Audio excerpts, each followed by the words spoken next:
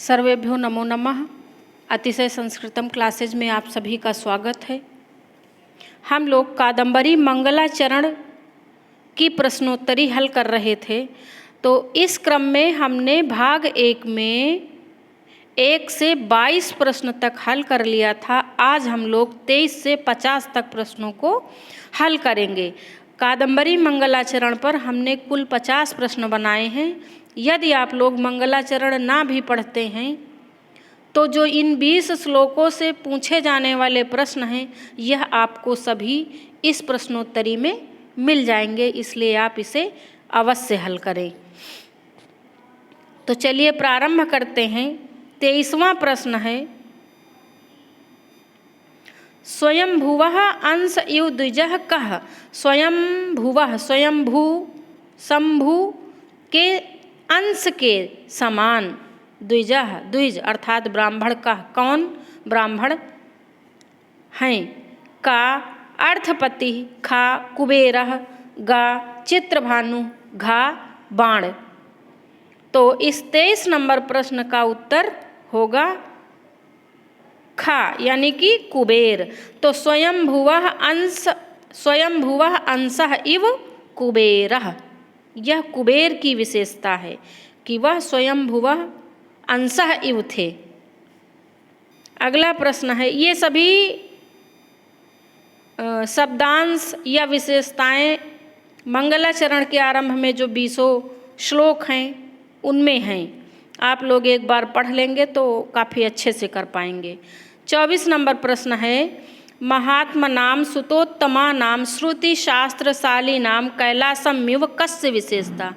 महात्मा नाम, महात्मा, सुतोत्तमा नाम पुत्रों में अग्रणी उत्तम, श्रुति शास्त्रशाली नाम समस्त श्रुतियों और शास्त्रों के ज्ञाता, कैलासम्यु पर्वतों में जैसे कैलाश की स्थिति है वैसे ही थे।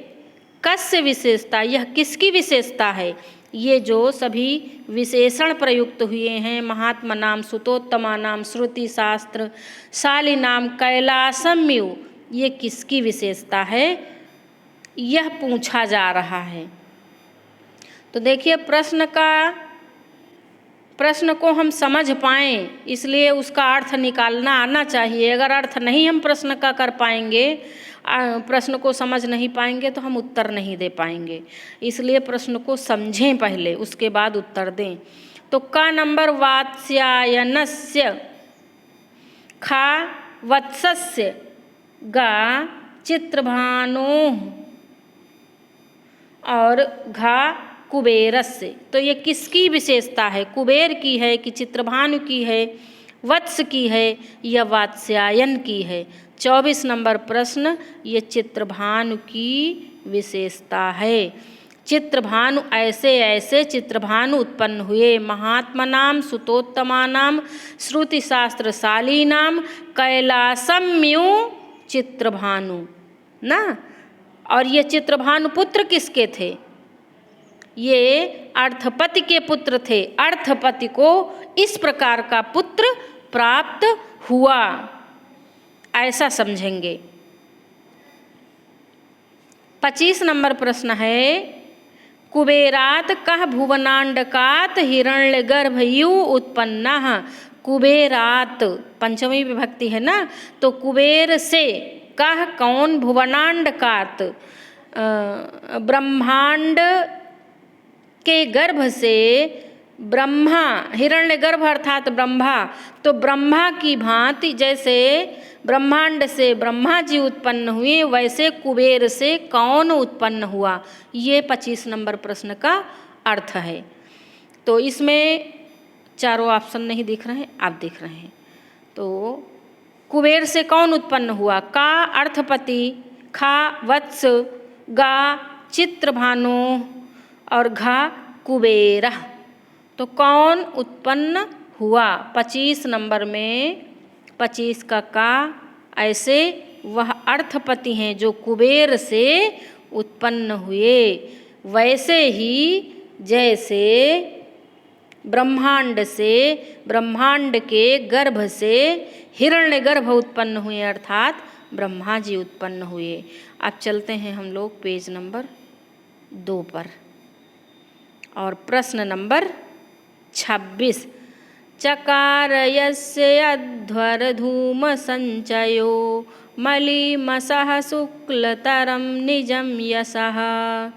अस्मिन श्लोकांश से कस्य विशेषता, ये यहाँ पर इस श्लोक में किसी की विशेषता बतलाई गई है। तो किसकी विशेषता बतलाई गई है? का कुबेर, खा चित्रभानु, गा बाण और घा नंबर है पाशुपत। तो इसमें किसकी विशेषता बतलाई गई है ये पूछा जा रहा है। तो देखिए इसमें बार बार वही ऑप्शन इसलिए मिल रहे हैं क्योंकि वही लोग जब मंगलाचरण में ये सारे लोग प्रयुक्त हुए हैं और बाण भट्ट के वंशज हैं, तो बार बार इन्हीं लोगों का ऑप्शन भी बनाया गया है। 26 नंबर प्रश्न का उत्तर है खा, अर्थात चित्रभानु। ये चित्रभानु की विशेषता है। चकार यस्य अध्वर धूम संचयो, जिनके जो यज्ञ का जो धुआं था वो फैला हुआ था, मलीमसः, वो जो धुआं था वह मलीमसः यानी कि मलिन होते हुए भी शुक्ल तरम निजम यशः, उनके यश को श्वेत बना रहा था, ऐसा इसका अर्थ है। अतिद्वयी कथा का बहुत यह प्रश्न पूछा जाता है, समझ लीजिए कि यह वेरी वेरी इम्पॉर्टेंट प्रश्न है। अतिद्वयी कथा का, तो अतिद्वयी कथा का कादंबरी, खा वासवदत्ता, गा बृहत कथा, घा 10 कुमार। मतलब किन 2 कथाओं से अद्वितीय है? तो 2 कथाओं से अद्वितीय एक कथा है, वह कौन सी है? तो वह है 27 नंबर प्रश्न का उत्तर है कादंबरी। कादंबरी कथा के विषय में बाण भट्ट जी ने अतिद्वयी शब्द का प्रयोग किया है। अतिक्रमण करने वाली है 2 कथाओं का।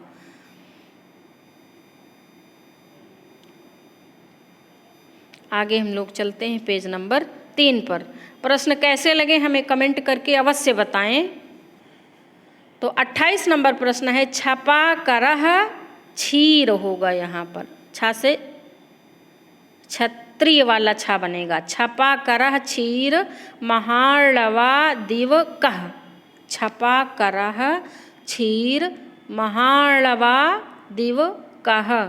का अर्थपति, खा बाणः, गा कुबेरः, घा चित्रभानु। तो कौन है छपा कर? जैसे क्षीर महाणव से, समुद्र से छपा कर अर्थात चंद्रमा उत्पन्न होता है, चंद्रमा के समान, वैसा कौन है? तो 28 नंबर में उत्तर होगा अर्थपति ही, यानी कि यह विशेषता अर्थपति की है। फिर देखिए ये भी प्रश्न बहुत इम्पॉर्टेंट है। 29 नंबर प्रश्न बहुत इम्पॉर्टेंट है। धिया निबद्धेयम अतिद्वयी कथा कस्य उक्ति है? ये किसकी उक्ति है? किसने कहा है? का दंडी, खा हर्ष, गा बाण भट्ट, घा भट्ट नारायण। तो गा नंबर में होगा बाण भट्ट से। यह उक्ति बाण भट्ट की है। बाण भट्ट ने कादंबरी के मंगलाचरण में आरंभ में जो 20 पद्य हैं उनमें में से किसी पद्य में ये कहा है। तो आगे हम लोग चलते हैं। किसी श्लोक में आया है ये, अच्छा हाँ 20वें पद्य में ये आया है। द्विजेन तेनाक्षत कंठ कौंठया महामनोमोह मलीम संधया अलब्ध वैदग्ध विलास मुग्धया धिया निबद्धेयम अतिद्वयी कथा। ऐसा 20वें श्लोक में कहा गया है। आगे चलते हैं हम लोग प्रश्न नंबर 30 पर। तो प्रश्न नंबर 30 में निगृह्यमाणा बटवः पदे पदे यजूंसि सामानि च यस्य संकिता यस्य पदः कस्य विशेषणः, ऐसे होगा। निगृह्यमाणा बटवः पदे पदे, निगृह्यमाणा माने रोके जाते थे, टोके जाते थे, बटवः यानी कि बटु अर्थात वो पढ़ने वाले विद्यार्थी रोके जाते थे, पदे पदे पग पग पर, यजूंसि सामानि यजुर्वेद और सामवेद के मंत्रों को पढ़ने वाले बटु अर्थात विद्यार्थी निगृह्यमाणा रोके जाते थे पदे पदे पग पग पर, यस्य किसके यहाँ, और संकिता माने सशंकित रहते थे, किसके यहाँ, ये किसकी विशेषता है, किसके यहाँ की, का चित्रभानु, खा अर्थपति और गा नंबर होगा बाणस्य और घा होगा कुबेरस्य। तो 30 नंबर प्रश्न में उत्तर होगा कुबेरस्य। कुबेर के घर में ऐसे सुख सारिका निवास करते थे जिनको समस्त वाङ्मय यानी कि यजूंसि सामान्य ऋग्वेद यजुर्वेद सामवेद अथर्ववेद और सभी ऋचाएँ और समस्त शास्त्र कंठस्थ थे। तो वो जो पिंजरे में बंद सुख सारिका थे, वह जो उनके यहाँ बटु निवास करते थे विद्यार्थी, वह जब वेद मंत्रों का पाठ करते थे तो डर डर के करते थे, क्योंकि वह सुख सारिका जो वेदों में पारंगत थे वह उन्हें टोक दिया करते थे। यह प्रसंग है। आगे हम लोग चलते हैं प्रश्न नंबर 31 पर। धिया निबद्धेयं मतिद्वयी कथा, द्वयी पद से किन 2 कथाओं का बोध है। ये भी बहुत इम्पॉर्टेंट है संस्कृत की किसी भी परीक्षा के लिए, बहुत ज़्यादा इम्पॉर्टेंट है। तो का कादम्बरी वासोदत्ता, खा कादम्बरी बृहत कथा, गा यहाँ पे वृहत कथा होगा, गा वृहत कथा वासोदत्ता, घा 10 कुमार चरित और वासोदत्ता। वो 2 कथाएं कौन सी हैं जिनका अतिक्रमण कादम्बरी ने किया। 31 नंबर प्रश्न का उत्तर क्या होगा। तो 31 नंबर प्रश्न का उत्तर है गा, यानी कि वह 2 कथाएं हैं वृहत कथा और वासोदत्ता। तो वासोदत्ता किसकी रचना है ये हमें कमेंट करके अवश्य बताएं। और 34 नंबर प्रश्न पर हम लोग पहुंचते हैं। प्रश्न नंबर 34, मलीमसः शुक्लतरं यशः अस्मिन् श्लोकांशे अलंकारः। अलंकार भी बहुत पूछा जाता है कि श्लोक दे देते हैं उसमें अलंकार पूछ लेते हैं। देखिए दिनों दिन पेपर का स्तर बढ़ता जा रहा है, तो नए नए टाइप के प्रश्न भी बनने की संभावना है, बनते भी हैं, इसलिए हम हर संभावित प्रश्न को लेते हुए चल रहे हैं। मलीमसः शुक्लतरम यशः, मलिन होते हुए भी शुक्लतरम श्वेत अर्थात निर्मल, यशः यश, अस्मिन् श्लोकांशे अलंकारः, इस श्लोक में अलंकार है, श्लोक के अंश में अलंकार है। का उपमा, खा मानवीकरण, गा उत्प्रेक्षा, घा विरोधाभास और विषम। तो 34 नंबर प्रश्न का उत्तर होगा घा नंबर, विरोधाभास और विषम। देखिए विरोधाभास है ना कि मलिन है फिर भी शुक्लतरम, और विषम भी है, सम नहीं है, बिल्कुल विषम है ना, कि मलिन है फिर भी यश को शुक्ल बना रहा है, श्वेत यश फैला रहा है ना, शुक्लतरम यशः, यश को फैला रहा है। अब 35 नंबर प्रश्न पर हम आ गए हैं। मखैरसंख्यैर्जयत्सुरालयं कस्य विशेषता। तो मखई माने यज्ञ, असंख्य असंख्य यज्ञ करने वाले कौन हैं? का अर्थपति, खा कुबेर, गा चित्रभानु, घा वत्स। तो 35 नंबर प्रश्न का उत्तर है अर्थपति। मखई असंख्यई, असंख्य मख अर्थात यज्ञ करने वाले और जीत लेने वाले। जयत सुरालयम, सुरालयम अर्थात स्वर्ग को भी जीत लेने वाले, असंख्य यज्ञ करने वाले कौन हैं? अर्थपति ही ना, वो अर्थपति ही हैं जो जिन्होंने असंख्यई मखई यानी असंख्य मख किए थे, यज्ञ किए थे और सुरालय को जीत लिया था। सुरालय माने स्वर्ग, सुरालय माने सुरा वाला आलय मत समझना, सुरा वाला आलय समझ लो, इंद्रलोक। 36 नंबर प्रश्न है गतस्त्रयी वधू कर्ण तमाल पल्लवा श्लोकांशे अलंकारः। गतस्त्रयी, अच्छा त्रयी पद से क्या आशय है ये हमें कमेंट करके बताएं। त्रयी किसके लिए प्रयुक्त हुआ है? गतस्त्रयी वधू कर्ण तमाल पल्लवा, इसका अर्थ नहीं बताएंगे नहीं तो अलंकार उद्घटित हो जाएगा। का नंबर उत्प्रेक्षा, खा दीपक, गा उपमा और घा रूपक। कौन सा अलंकार है इस पद्यांश में? 36 नंबर प्रश्न। तो 36 नंबर में होगा घा नंबर यानी कि रूपक अलंकार है इस पद्यांश में। कैसे रूपक है? गतस्त्रयी वेदत्रयी रूपी वधू के कर्ण तमाल, कानों में तमाल पल्लव के समान ना, वधू वेदत्रयी रूपी वधू के कर्ण तमाल के समान, कर्ण पल्लव के समान, कानों में जो पहना जाता है उसके समान। अगला है निगृह्यमाणा बटवः पदे पदे कस्य गृहे। तो इसमें होगा का अर्थपते, खा कुबेरस्य, गा चित्रभानु, घा बाण भट्टस्य।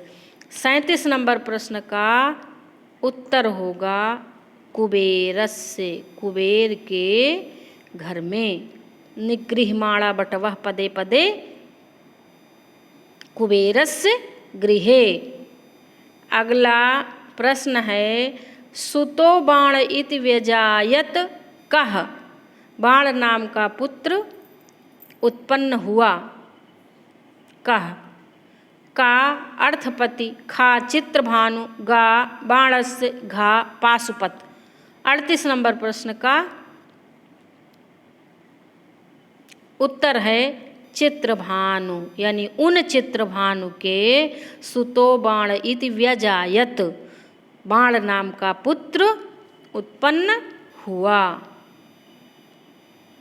अगला है हिरण्यगर्भो भुवनांडकादिव छपाकरः क्षीरमहार्णवादिव अभूत सुपर्णो विनतोदरादिव द्विजन्मनामर्थपतिः पतिस्ततः। अस्मिन् श्लोके अलंकारः। तो इस श्लोक में कौन सा अलंकार है? उपमा अलंकार है कि मालोपमा है कि उत्प्रेक्षा है या क्रियोत्प्रेक्षा है?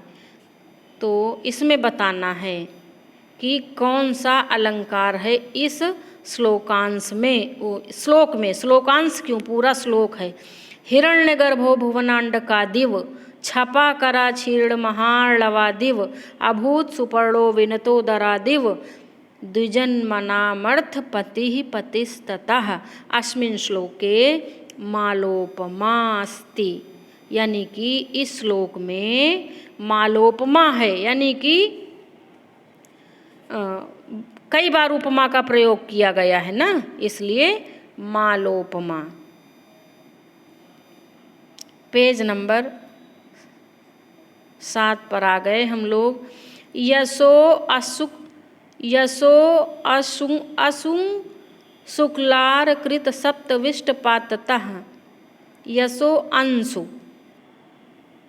ऐसा होगा, यशो अंशु अशुक्लार कृत सप्तविष्ट पाततः, ऐसे पढ़ेंगे। तो कह माने कौन, तो इसमें कौन है ये? का कुबेरः, खा वत्सः, गा अर्थपति और घा चित्रभानु। तो 40 नंबर प्रश्न का उत्तर होगा घा। ऐसे कौन है? ऐसे चित्रभानु हैं। अगला प्रश्न है प्रश्न नंबर 41। तेनाक्षत कंठ कौंठया महामनोमोह मलीम संधया कस्य। तेनाक्षत कंठ कौंठया, उनके कंठ की कौंठया अर्थात तुतलाहट दूर नहीं हुई थी। ऐसे कौन है? महा मनोमोह मलीम संध्या कस्य, कहने का मतलब ये सारी विशेषताएं किसकी हैं? कुबेरस्य, अर्थपति, बाणस्य, चित्रभानु, ये किसकी विशेषताएं हैं? किसके कंठ की तुतलाहट दूर नहीं हुई थी? या अत्यधिक, ऐसा एक श्लोक है ना, मुझे याद नहीं आ रहा है, नहीं तो मैं बताती। तो इसमें 41 नंबर में उत्तर होगा गा नंबर, यानी कि ये बाणभट्ट की विशेषता है। किसकी विशेषता है? बाणभट्ट की ना। ऐसा आया है ना कि कौंठया यानी जड़ता या तुतलाहट, कंठ की तुतलाहट अभी दूर नहीं हुई थी, और महामनोमोह मलीम संध्या, और मन की मोह अर्थात मूढ़ता से वह मलिन तथा अंधी अलब्ध वैदग्ध विद्वता के कौशल को न प्राप्त करने वाली उनकी वाणी थी, जिसने कादंबरी की रचना की। इस प्रकार का आया है शायद 20वें श्लोक में, 20वें श्लोक में आया है ऐसा। अब ये प्रश्न देखते हैं। अच्छा, इसमें पूरा श्लोक है। 42 नंबर प्रश्न है। सचित्रभानुम तनयम महात्मनाम, सचित्रभानुम तनयं महात्मनां, सुतोत्तमानां श्रुतिशास्त्रशालिनाम्, आवापमध्ये स्फटिकोपलोपमं, क्रमेण कैलासमिव क्षमाभृताम्। ये तो इसका अर्थ बता चुके हैं। सचित्रभानुम, उन चित्रभानु के ऐसा ऐसा पुत्र प्राप्त हुआ जो महात्मा नाम महात्मा था, सुतोत्तमा नाम पुत्रों में उत्तम था, अग्रणी था, और श्रुति शास्त्रशाली नाम श्रुतियों और शास्त्रों के ज्ञाता थे। अवाप मध्य, अवाप मध्य यानी कि पर्वतों के मध्य स्फटिक मणि के समान कैलाश पर्वत की तरह उत्पन्न हुए। क्षमाशील कैलाश पर्वत के समान उत्पन्न हुए। चित्रभानु है ना, तो ये चित्रभानु उत्पन्न हुए। तो चित्रभानु किसके उत्पन्न हुए थे? अर्थपति के उत्पन्न हुए थे। तो ये पूछा जा रहा है कि अस्मिन् श्लोके कस्य पुत्रस्य वर्णनम। अब यहाँ पे सचित्रभानुम दिया है ना, तो ये मत कह देना कि चित्रभानु के ना, नहीं तो गड़बड़ा जाएगा, क्योंकि सा पद से जिसका बोध है वह कौन है ना। तो पहले अर्थ देख लिया, अब हम लोग पहले ऑप्शन देखें तब। का अर्थपते, खा बाणस्य, गा चित्रभानु, घा कुबेरस्य। तो गा नंबर इसमें 42 नंबर में कौन सा सही होगा? 42 का यानी कि उन अर्थपति के। यहाँ पर किसकी विशेषताएं, किसके पुत्र की विशेषताएं हैं ये अर्थपति के पुत्र की विशेषताएं हैं। ये जो चित्रभानु दिया है ना, तो चित्रभानु तो उत्पन्न हुए, सचित्रभानु, उनके चित्रभानु नाम का पुत्र उत्पन्न हुआ। सा, ये जो सा पद आया है ना, तो सा पद का संबंध अर्थपति से है। इस सा सर्वनाम से जो तात्पर्य है वह अर्थपति से है। उन अर्थपति के चित्रभानु नाम का पुत्र उत्पन्न हुआ, ऐसा समझेंगे। 42 प्रश्न हम लोगों ने कर लिए हैं। अब पहुंच गए हम लोग 43 प्रश्न पर। पादपांसवः शब्दस्य विशेषणानि सन्ति। पादपांसवः, पादपांसवः शब्द विशेषणानि सन्ति। पादपांसवः शब्द के विशेषण हैं। संत दिया है ना, यानी हैं बहुवचन में। का बाणासुर मौलि लालिता, खा दशास्य चूड़ामणि चक्र चुम्बिनः, गा सुरासुराधीश शिखांत साइनः। अब ये तो बड़ा हो गया प्रश्न, कैसे करें? इधर देखिए, ये यहाँ से घा नंबर है सर्वे, यानी कि पादपांसवः शब्द के विशेषण कौन हैं? सर्वे, ये सभी पादपांसवः, यानी कि ये सारे विशेषण हैं। और ये पादपांसवः हैं किसके? ये हैं बाणासुर मौलि लालिता, दशास्य चूड़ामणि चक्र चुम्बिनः, सुरासुराधीश शिखांत साइनी, भवच्छिदस्त्रयंबक पादपांसवः ना। त्रयंबक अर्थात शिव जी के चरणों की, पांसवः अर्थात धूल, ये उनके विशेषण हैं। अगला देखते हैं हम लोग प्रश्न नंबर 44। दशास्य चूड़ामणि चक्र चुम्बिनः पदे दशास्य पदस्य अर्थः। दशास्य पद से, दशास्य पद का अर्थ है का 10 चूड़ा, खा दशन संख्या, गा रावण, घा किमपि ना। तो दशास्य पद से आशय है रावण, रावण ना। दशास्य चूड़ामणि चक्र चुम्बिनः, दशास्य अर्थात रावण के चूड़ामणि, अर्थात उनके जो मुकुट लगाए हैं उसकी चूड़ामणि। कौन मुकुट लगाए हैं? दशास्य अर्थात रावण, रावण के मुकुट में जो लगी हुई चूड़ामणि है। चक्र चुम्बिनः, वह चूमती है क्या? पादपांसवः, कस्य पादपांसवः? त्रयंबकस्य पादपांसवः। अगला है प्रश्न नंबर 45 पे आ गए हम लोग। तदेव धत्ते हृदयेन सज्जनो हरिर्महारत्न मिवाति निर्मलम। प्रस्तुत श्लोक में महारत्न है, यहाँ पर हरिर्महारत्न शब्द प्रयोग हुआ है ना, तो ये कौन सा रत्न है? का स्फटिक मणि, खा महारत्न, गा इंद्र नील मणि, घा कौस्तुभ मणि ना, ऐसे होगा। टाइपिंग में गलती हो गई, कौस्तुभ मणि। तो 45 नंबर प्रश्न का उत्तर है कौस्तुभ मणि। और यह वही कौस्तुभ मणि है जो समुद्र मंथन में निकली थी, जिसे हरि अर्थात श्री हरि विष्णु ने अपने वक्ष स्थल पर धारण किया था।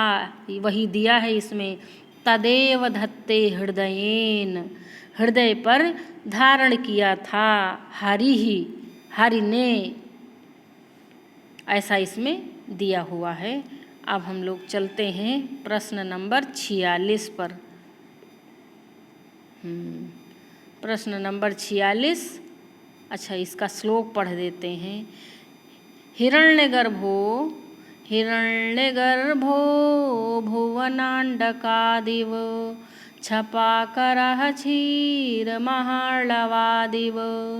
अभूत् सुपर्णो विनतोदरादिव, द्विजन्मनामर्थपतिः पतिस्ततः। यहाँ पर होगा सुपर्णो। हमने कादम्बरी मंगलाचरण का वाचन किया है, उसे आप लोग अवश्य देखें, 2-4 बार सुन लेंगे तो आपका काम बन जाएगा।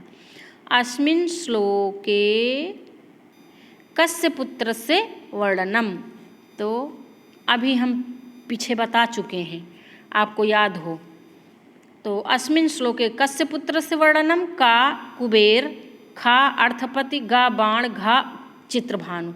तो इसमें किसके पुत्र का वर्णन है? 46 नंबर प्रश्न का यानी कि कुबेर। यह वर्णन कुबेर के पुत्र का है, ठीक। हिरण्यगर्भो भुवनांडकादिव, जैसे हिरण्यगर्भ अर्थात ब्रह्मा जी ब्रह्मांड से उत्पन्न हुए थे, उसी प्रकार जैसे क्षीर सागर यानी कि महाड़ो माने होता है सागर, आड़ो माने सागर, क्षीर माने बहुत बड़े समुद्र से, समुद्र के समान छपा करा, जैसे चंद्रमा उत्पन्न हुआ था। और क्योंकि चंद्रमा भी निकला था ना, और अभूत सुपर्णो, उसी तरह जैसे सुपर्ण उत्पन्न हुए थे विनतोदरादिव, विनता के गर्भ से, वैसे ही द्विजन्मनाम अर्थपति पतिस्ततः। तो ये किसकी विशेषता है? ये किसके पुत्र की विशेषता है? कुबेर के पुत्र की विशेषता है। अर्थपति उत्पन्न हुए कुबेर के, जैसे ब्रह्मांड से ब्रह्मा जी, क्षीर सागर से चंद्रमा और विनता के गर्भ से सुपर्ण अर्थात गरुण उत्पन्न हुए, वैसे ही कुबेर से अर्थपति उत्पन्न हुए। इतना याद कर लेंगे तो इस प्रश्न का उत्तर आसानी से आ जाएगा। प्रश्न नंबर 47, कादम्बरी कथायाः आरंभे कस्य वर्णनम नास्ति। ये प्रश्न भी बहुत इम्पॉर्टेंट है, बहुत पूछा जाता, क्योंकि ये वंश वर्णन से अलग का है।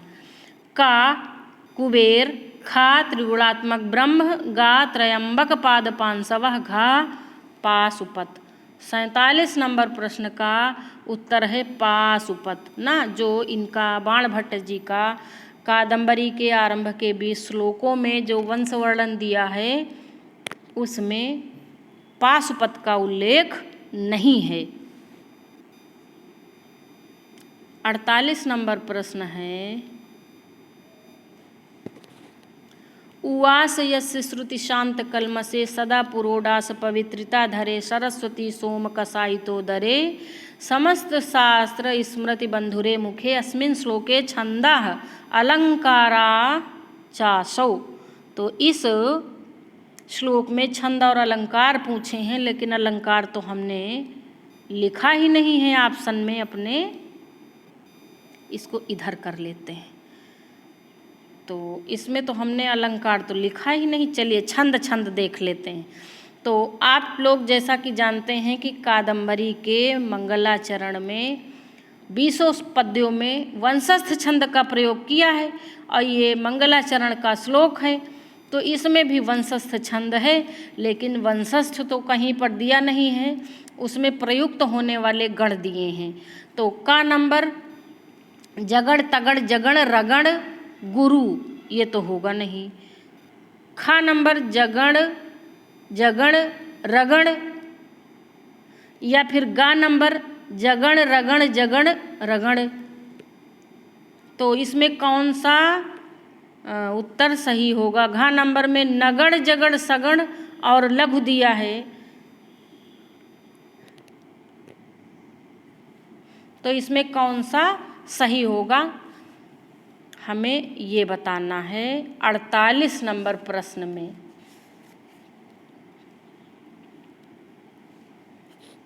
48 नंबर प्रश्न में वंशस्थ छंद में जतौ तू वंशस्थ मुदीरितं जरौ, जगण तगण जगण रगण, ऐसा है। जगण तगण जगण, जगण तगण जगण रगण। गुरु इसमें दिया है तो का नंबर तो होगा ही नहीं। जगण जगण रगण ये भी नहीं होगा। अच्छा, सारे ऑप्शन में ही गलत हमने दिया है। जगण तगण इसको बना लो, बस गा उत्तर आपका सही हो जाए।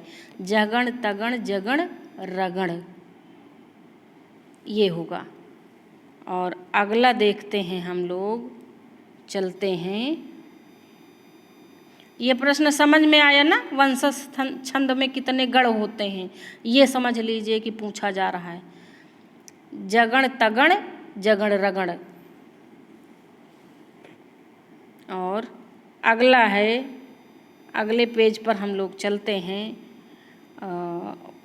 प्रश्न नंबर 49 अभूत सुपर्णो विनतो दरा दिव अस्मिन् श्लोके। सुपर्ण शब्द से अर्थ, सुपर्ण शब्द का क्या अर्थ है? तो सुपर्ण शब्द का अर्थ का स्वर्ण, खा पाणी, गा गरुड़ और घा व्याघ्र क्या होगा? तो सुपर्ण का अर्थ है गरुड़।